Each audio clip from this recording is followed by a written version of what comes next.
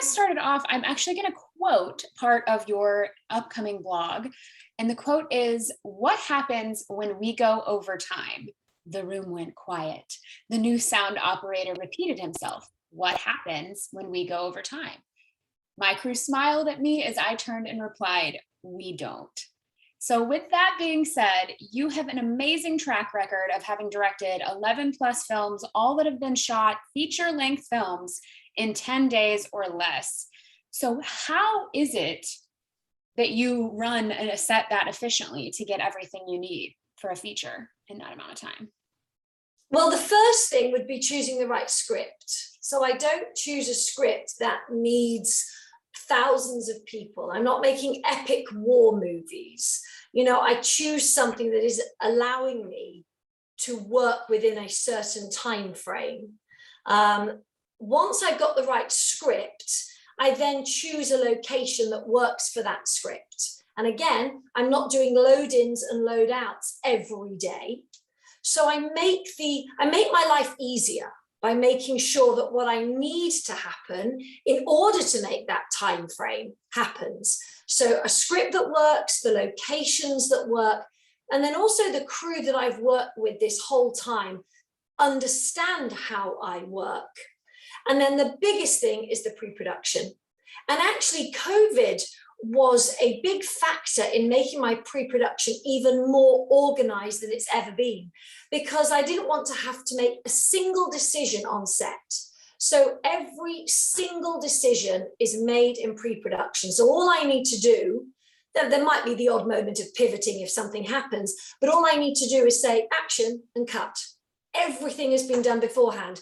And if you can reduce it to that's all you're actually doing, you get given a lot more time in your day because you're not making all those decisions. Absolutely. And how long is your pre-production process?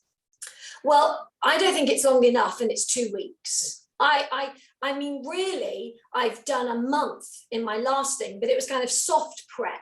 So for that soft prep, it was maybe my full-time assistant, my producer, my DP, and myself. And we go into detail. And I start my color palette and my conversation with people probably 6 weeks before I start shooting. And I've chosen all my colors, my looks, my feels. I've created drop boxes with everything. Everybody gets an insight, and then they can start when they want to. And then really 4 weeks is that soft prep. And then 2 weeks, I joke, my DP is my film husband. He comes and lives with me. And for 2 weeks, nonstop, we work on the movie. Wow.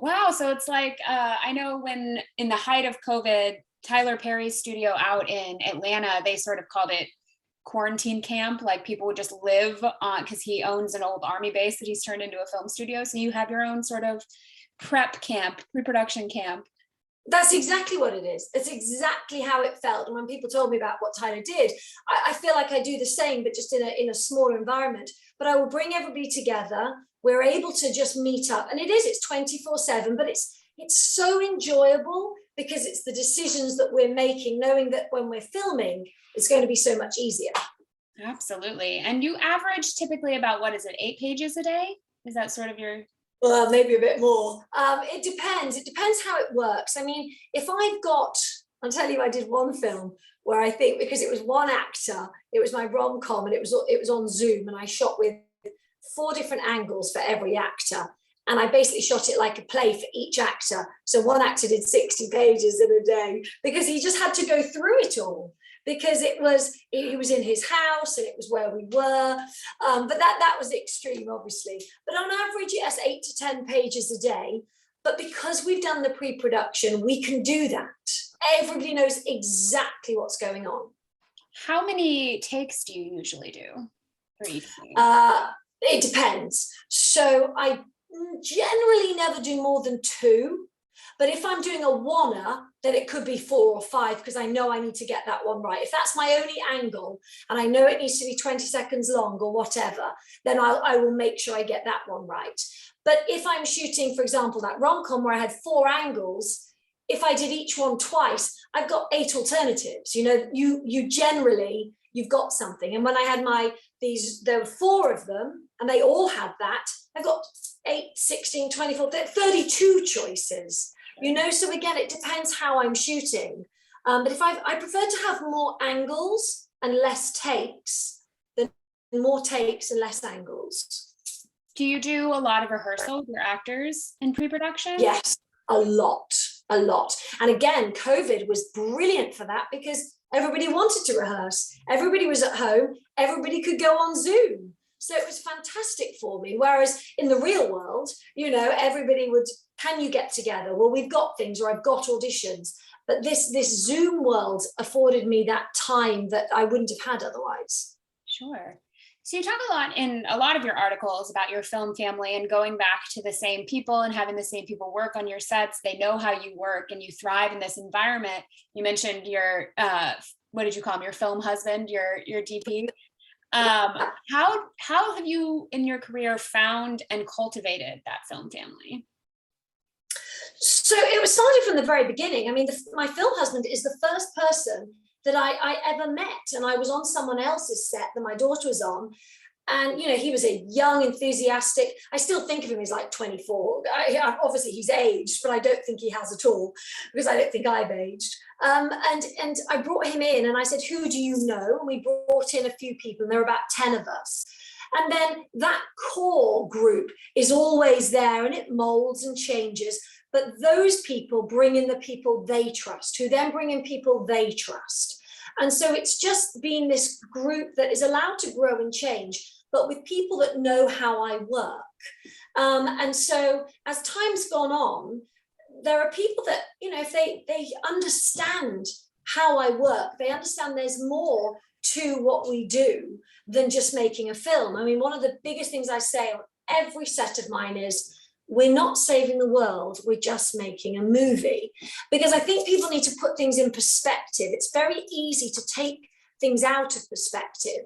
And on the last film I was just on, you know, I had to keep reminding people of that, because they become in their heads and they're obsessed. And I say, listen, it's important we do a good job, but not to the detriment of anything. And kindness is important. And I think it starts at the top. Because I have that group of people, because of the way I work, it trickles down. And I've seen it where if those top people are not like that, that trickles down. Bad behavior, angst, chaos, whatever that is. And so I think because I don't have that on my sets, everybody behaves like I do. And I'm not saying we don't, you know, there isn't that moment of, oh, we're going to make our day. I mean, I always make my day. I don't know why I said that, but let's say other people think it. If there's a feeling of, oh, you know, it's tiring, or it's never really that, because I want people to enjoy it. It's really, really important. Otherwise, why are we doing this? I think that's such a good thing to keep in perspective, just in general, like having perspective about what you're doing, because I've always found it so fascinating that filmmaking and being a doctor or a nurse are like one of the only 2 professions where you'll work like 16, 18, all these crazy wild hours. And it is fun. Like, you're making a movie is fun, and you should be enjoying the process and the people you're with. And so it's really nice, I think, to have that sort of check-in and shift that perspective. It is. The perspective is very important to make it realistic, but also we shouldn't be working 16 to 18 hours. That's very important. And I always look at it and go, well, how is that possible when the actors are only allowed to work 9? Why are you working 16 to 18 hours? Because I don't even want my actors to do overtime, irrelevant of budget. The energy that goes into working in a film is extreme. And when I see my crew, because I've done every role, I've made sure I've understood every role. And I think that's what makes me a good director, is I understand that, okay, it might only be 9 hours on set. I have the easiest job as a director. I don't need to be picking chairs, holding cameras, moving lights. I don't need to be, you know, even as an actor, remembering things. I've got everything written down. Everybody else has so much to do. They need a break. This last film that we did, there was a scene where these actors, I was actually a first AD on it. I was mentoring and helping, supporting a female director as her first AD. so that she made her days. She's never shot in 12 days. She didn't know how to do it. I made sure that she did that. But there was a scene that was these actors were sitting on the ground for an hour and a half. And I said to her, listen, we've got to get through this. And the reason you're going to want to get through this, there are a number of other reasons. As I said, the crew are tired, the weather, the light is changing. But your actors are sitting on a hard floor for an hour and a half. That's not fair. And because of the speed that we're working, they don't after 20 minutes get that time to go and have a break. It's exhausting. Imagine if you were sitting on that ground for an hour and a half, repeating the same thing, having to get it right. You need to have a break. So I think it's remembering that about people and respecting that. I mean, one of the funny things on my sets is lunchtime. So, I want to give everybody a proper lunch, an hour. And after half an hour, we're all sitting there and we're all like, and I go out to everyone and say, should we just start? And they say, yeah, let's just get on with it. Because they don't need it. They're not exhausted. They're just sitting around. They know I'm going to finish early. It's not like I'm saying a half an hour lunch because, by the way, I'm going to push you at the end of the day. And in all honesty, at the end of the day, I can't get rid of people. I mean, honestly, they want to sit around, they're having food, we all cook together, I create this environment. And I remember on one of my first features, we were in a house that had a big massage chair. And so when the actors finish, I try to get rid of them so that I can have a meeting. And I always have a rundown with my crew and say, what could we do better? How's everybody feeling? What are we learning? And the actors wouldn't leave. And they were sitting and they were taking turns in this massage chair. And I was like, guys, I need to have a meeting. And then the food would arrive and they go, well, we can stay. It's not a problem. I'm like, no, go home. Will you leave? That is a good set you run. If you have people that are just like, no, I'm good, I'll just stay here for a little while longer. Because usually I worked on a commercial once and I think we did like 22 hours. And by the end of that, I was like, what is my name? I don't remember. And they just kept, it was for a really big client. So like money was not an issue. And so they were not worried about the overtime. And but that's not what you should be worried about. It doesn't matter that you can afford to do that. That is not fair. That is unreasonable. Just do 2 days. That's incomprehensible to me. I totally agree. Well, speaking of timing, and you mentioned earlier, you there is no question marks when you're shooting going into your day, but naturally things come up and you have to pivot. Locations may shift. I once had to sleep in a hammock at one of my locations because we were worried we weren't going to be able to get in the next day. So there's all kinds of things that go wrong on film sets. That is something we all know very intimately. So being, the leader, how do you keep your cool when something doesn't go according to plan, when everything is so planned on your sets? I think because you can be so planned, it just doesn't affect me. I'll give you an example. On a film 4 weeks ago, there's a scene where a baby has to do something in the script. Now, I knew all along, you can't tell a baby what to do. And even a 15-month-old, you can't tell her what to do. So we'd set this amazing scene up and I programmed it to where there was something in the background, something in the foreground, the camera was going to be here. It was a beautiful shot in my head. And we set it up, we put the child, the 15-month-old, in the cot, and she needed to basically reach up and touch this mobile. And she did, but she wanted to keep sitting up to do it. And I knew very quickly that that wasn't going to work. And because I have a film husband who speaks my language, we did it once, we did it again. I go straight into him and I go up to him quietly and I say, okay, just do what I say because I know this isn't working. Just watch what I do. And he goes, yep, I'm ready. So I say, okay, everyone, what we're going to do is we're going to do this and this. And Duncan moves himself, Duncan shifts. Nobody questions anything because I've made a decision. I know what I'm doing and they trust me. And it can be something as small as that, but there was no point me continually trying to get that done when it was not going to happen. And my script supervisor, who's very funny, she's one of my best friends, she said, I knew there was no point me saying anything because I knew there was a reason behind it. And so everybody trusts my reason. As far as big things that have happened, I don't know, let's think about if there was a weather situation. Actually, I love it if it suddenly rains because I'll go, this looks fantastic. We never have rain in LA. Let's keep filming. Let's do something. What can we do to enhance this?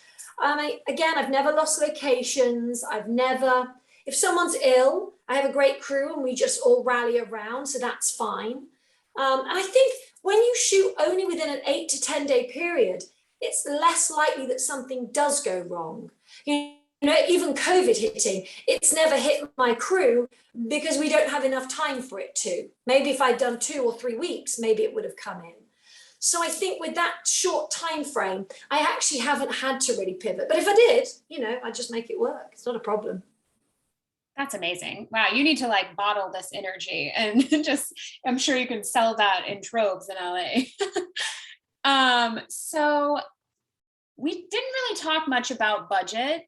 We talked about naturally like the health and safety of everyone being paramount, but there are a lot of, I think, misconceptions, as it were, about what's really important when you're budgeting a feature. So like, what are your can't lives without? Like, what is the most important thing for you to put money towards in your film budget? And what do you think is something on the other end of that that many filmmakers waste money on their films?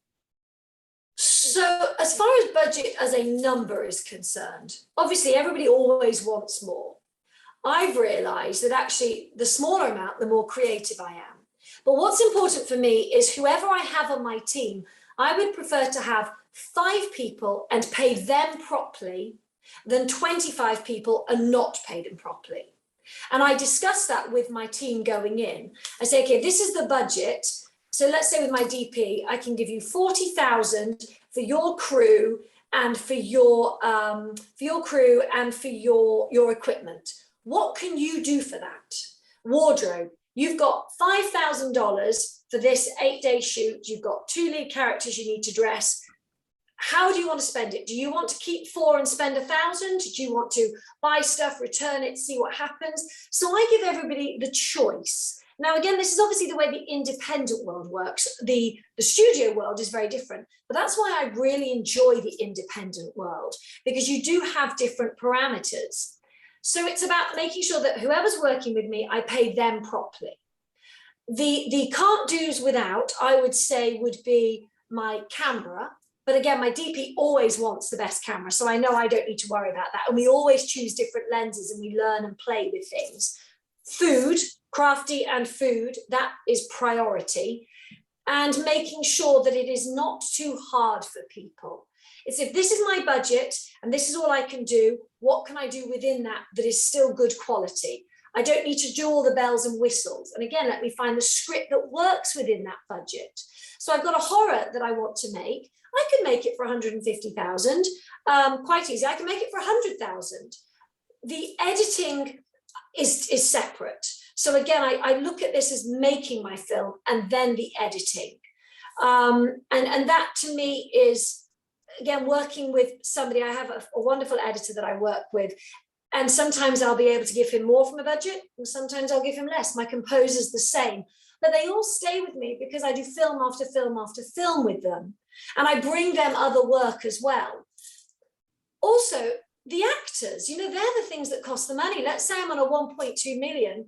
Well, maybe 500 of that has gone to my cast. 100 goes to all the bits that you don't even know you need to do. Well, I'm still back to a 400K movie. You know, it's not that I had a 1 million. So again, I'm still working within those parameters. It's nice to take a salary for myself. I didn't up to a point, and then I realized that I could, even if it was 5K, even if it was whatever it was, that's okay to do that, and allows me to then do the next one in a comfortable way. But I live a very frugal life so that it affords me to be able to go and do this. You know, I live on a boat, I have very low rent. Everything I do is made so that I can make movies. I don't want that stress. And so I don't want my team to have the stress. So I'm always under budget or on budget. Obviously, COVID has changed things a wee bit. But again, I have an amazing COVID officer who helps me and works with me and does what we can. But money is money. It can go like that. You know, it's amazing how if you have it, you just spend it. Oh, yeah. Oh, yeah. Well, you have had so much stellar advice, and I definitely will be sure to have all of Elizabeth's blogs linked because she has, speaking of like living on a boat, you have a great article about living in your VW van and like going on a road trip and what that taught you about filmmaking. And I really think like you've got somehow the secret sauce to life in you. You just like know how things work. And so everyone can benefit from your knowledge. Well, do you have any parting wisdom, any sort of final words of wisdom, tidbits you'd like to share for people looking to get into independent filmmaking or perhaps seasoned veterans that could learn from all of the amazing work you've done? I think it's about being realistic and not seeking perfection. There are so many people that are scared because they want something to be perfect. And I always say, listen, if that's your baby, then don't make it yet. Trial and error. I've learned so much over these films, and I'm still learning. And this last one that I was on, I learned what not to do. That's just as important as learning what to do. And my whole team that were on that with me, we've had meetings afterwards going, this was great. We learned so much. And it's not being afraid of that and understanding that, you'll never know everything anyway. So you just have to go for it. And I think I'm writing my next book at the moment, which is Living Without Fear and Storytelling Without Fear, that's connected to my filmmaking without fear. But it's all the same. It's about saying, just go for it. Don't be afraid. And what's the worst that can happen? And people are always contacting me. So I'd love it. People can reach out to me all the time and I bring them on and I can mentor, they can PA, and they can have that experience. So I'm just, an open book.